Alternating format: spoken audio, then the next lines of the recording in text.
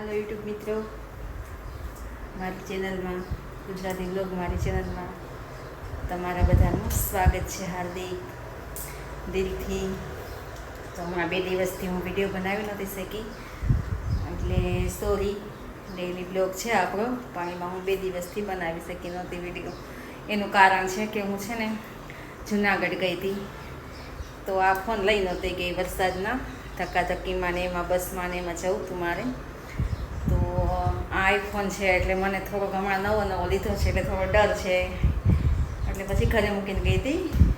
Simple phone લઈ ગઈ હતી, સેમસંગનો સિમ્પલ આવે ને સાદો ફોન, એ લઈ ગઈ હતી.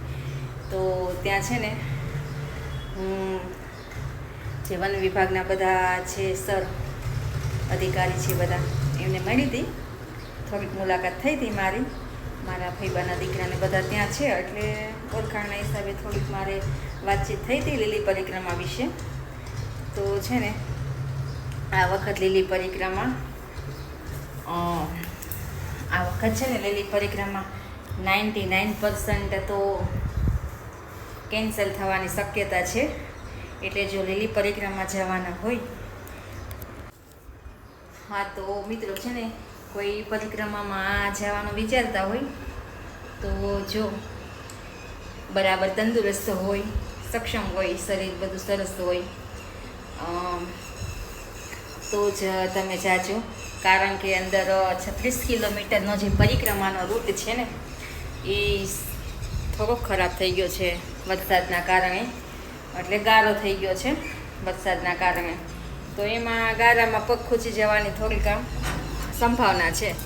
એટલે જો લીલી પરિક્રમામાં જવાનું વિચારતા હોય ને તો થોડું વિચારીને જજો.